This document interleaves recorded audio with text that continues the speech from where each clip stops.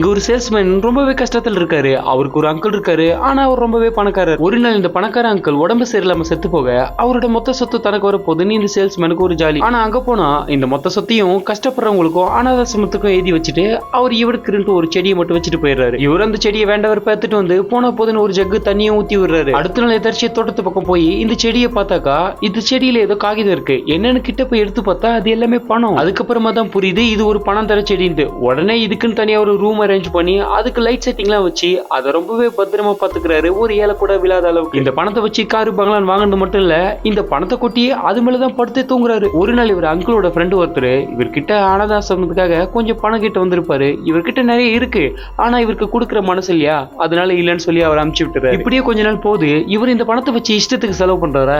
இவர் இப்படி பண்றத பார்த்து போலீஸ்காரங்களுக்கு இவர் மேல டவுட் வந்துருது. ஏதோ ஒரு இல்லீகல் வேலை பாக்குறாருன்னு சொல்லி. இதனாலேயே இவர் வீட்டுல எப்ப பார்த்தாலும் சண்டை வருது, எதுக்கு எடுத்தாலும் சண்டை வருது. ஒரு கட்டத்துல இவர்கிட்ட நிறைய பணம் இருக்கு, ஆனா குடும்பத்துல நிம்மதியே இல்லாத மாதிரி ஆகிருது. அதுக்கப்புறம் இவரு கொஞ்சம் மனசு மாறி இவர்கிட்ட இருக்க பணத்தை கொஞ்சம் எடுத்துட்டு வந்து இந்த அங்கிளோட ஃப்ரெண்ட் இருக்காருல அவருக்கு டொனேஷனா கொடுக்குறாரு. ஆனா அவரும் அந்த பணம் தர செடி நல்லா இருக்கப்பா அப்படின்னு சொல்லி விசாரிக்க இதை பார்த்த இவருக்கு செம ஷாக்கு. உடனே இவரும் அந்த பணம் தர செடியை உங்க அங்கிள் கிட்ட கொடுத்ததே நான் தான், அவன் அதை வச்சு நிறைய பேருக்கு ஹெல்ப் பண்ணா, சரி நீ அது மாதிரி பண்ணுன்னு சொல்லிட்டு அவங்க கிட்ட கொடுக்க சொன்னேன். நம்ம கிட்ட இருக்க பணத்தை நம்ம மட்டும் அனுபவிச்சா பத்தாது, இல்லாதவங்களுக்கு கொஞ்சம் கொடுத்து உதவினாதான் நிம்மதியே கிடைக்கும்னு சொல்ல அது இவருக்கு ரொம்பவே கஷ்டமாயிருது. அதுக்கப்புறம் இவரும் இல்லாதவங்களுக்கு நிறைய ட்ரஸ்ட்டுக்கெல்லாம் டொனேஷன் கொடுக்க ஆரம்பிக்கிறாரு.